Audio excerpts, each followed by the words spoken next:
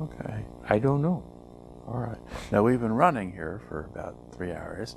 You want me to do it again?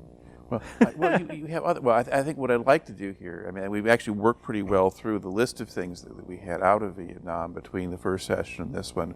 We've covered a wide range of experiences that you had out there, and then you've also mentioned that now, when you finally got short, your commander basically wouldn't even let you fly.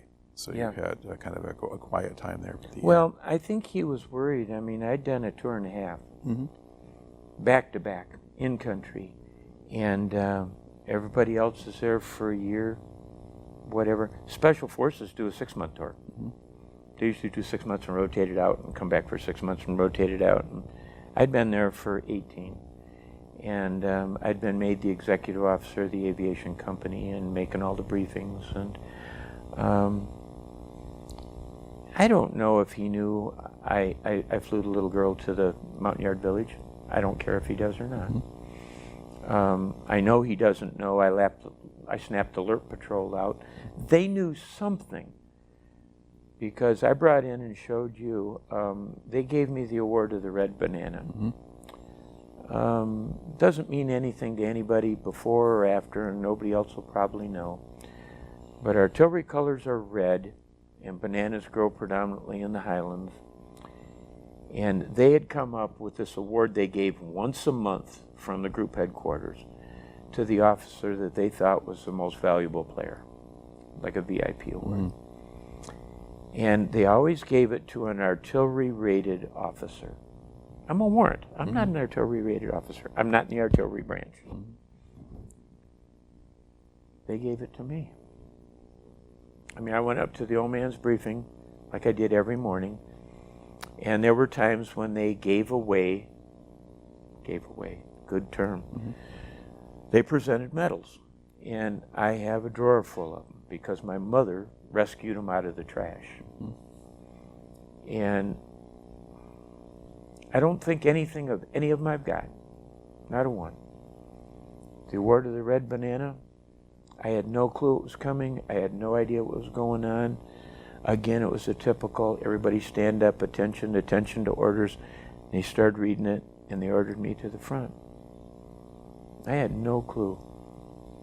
I think I was awarded it in November. I'd have to look at it. But it means something. Those were the guys I worked with. Those were the guys I was accounting to, I guess. But again, it's strange because my sidekick that I mountain climb and backpack and go deer hunting with and that, he served with 1st Cavalry Division. And he goes to their reunions. And he says to me, you want to join the Vietnam Helicopters Association? I didn't work with those guys. Do I go to 52nd Arty groups or 1st Field Forces group? I didn't really work with them. I mean, I might fly a guy once and then never see him again. Some of the commanders, I might fly once, twice, 3 times a week. They might have been there 3, 4 months and then they're gone. Because you got that rotation thing going on. I did come home from deer hunting one year, and my wife says, we've got a strange phone call. Well, I was law enforcement, and the only thing I could think of at the time was, time to keep the scatter gun loaded and make sure the dog's taken care of. And she says, no. She says, told me to tell you it was Sundown 13 Alpha. And I looked at her and I says, who? Couldn't believe my ears. Our mechanics decided to add Alpha to the end of our call signs. This was my mechanic. My mechanic, again, was a misfit. I guess that's what I was. He, a little heavy, really nice guy, real nice personality, just didn't fit with the other guys, and he was the one they'd pick on. And, well, I'd pick on him too, but he knew, I mean, like we'd fly, later on we got some flight suits that were 2-piece. They were like tanker uniforms. So you had a tunic and a pair of pants. And we would tuck them in, because if you didn't and you got an aircraft fire, it acted like a Venturi, and it'd pull the fire up. And they were teasing him one night about being gay and stuff, and I got to the door and I said, "Hey, Mick, good night." And, you know, frogging around. But Miklos and I got along well, and he became my mechanic. And I don't care. I mean, my faith, I'll talk about gays in a minute. My faith, if you're gay, that's your problem. That's the way I look at it. And I think it is. I think you got enough problems of your own. And as long as you're not predatory,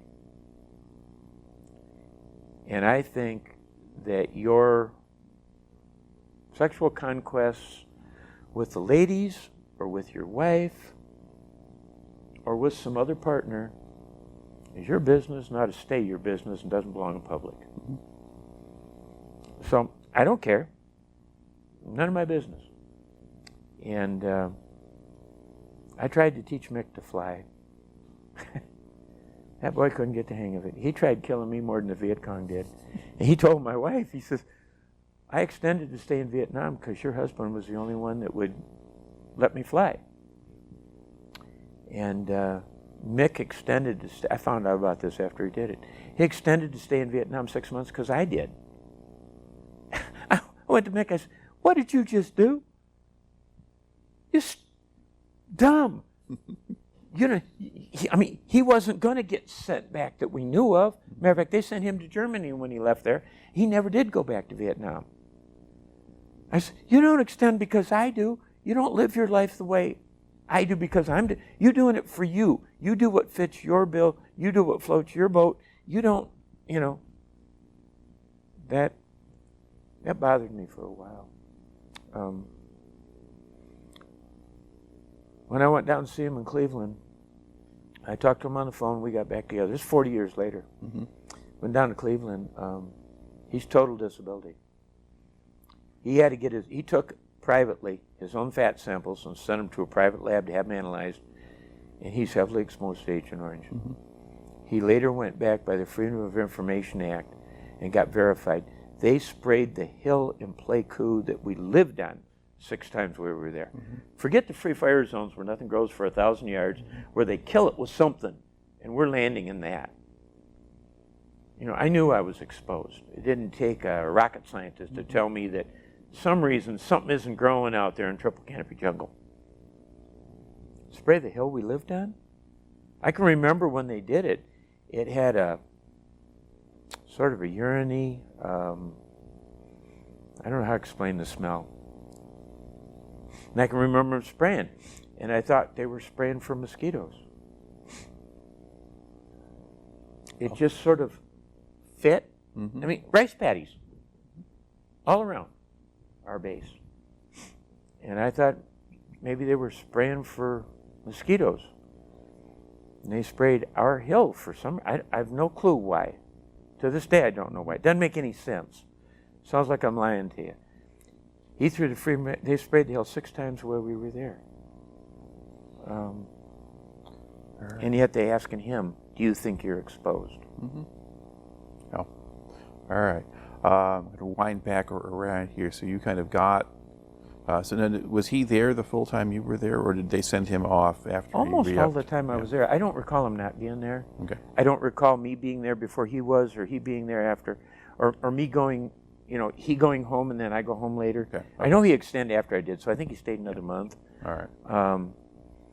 But why, I can tell you what, he could check out the hooches on both sides of the runway, because we start hovering and he'd end up on both sides of the runway before I took the aircraft away from him. He had fun. All right. I think we were probably at this point kind of getting to, this is about as far as I go effectively. I think we're going to close this off here, and if we've got more to cover, then we get to do another session. Well, I'll talk with my wife and we'll see if she comes up with something. You know, so much of it, I don't know. I don't live in the past. I live today. When I was on the police department, there were some guys who their whole life was when they were in high school and played football. Mm-hmm. And Vietnam was a time that I wouldn't trade it for $1 million. You couldn't get me to do it again for anything. When I came home and I went to the VFW, I was there about the third time, and some guy made the crack, "You're the guys that can't win the war." Mm-hmm. And I grabbed him and bent him over the bar backwards. Right. Told him he was a dumb SOB. And I told him, I said, if we're told to attack, you charge. You're told to retreat, you back up. You're told to sit and hold the ground to the last man, you sit and hold the ground to the last man. We ain't never lost a major battle. Politicians giving the damn war away, and you're blaming us? And I walked out, never been back. I went to a powwow, and it was in conjunction with Purple Heart Association up in White Cloud. And I know a bunch of them. My wife, while I was serving in Vietnam, was serving with Vista, and she was helping to organize the American Tribal Council. So we've connections on both sides. We'd taken our kids at one time up to Big Bay for a powwow. Big Bay's north of Marquette, and the road literally ends at Big Bay. And before they started the powwow, I'm gonna get choked up.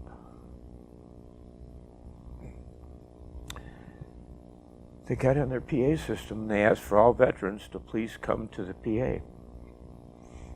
It's a real small powwow. There were more of us European mongrels than Native Americans there. Short while they came back on the PA and they said, I didn't ask for just Native American veterans.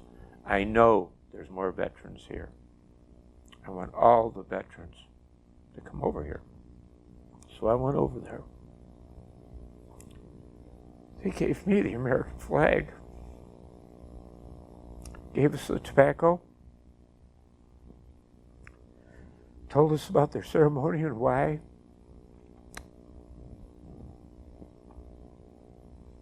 We went out and danced around, and I thought, good, this is done.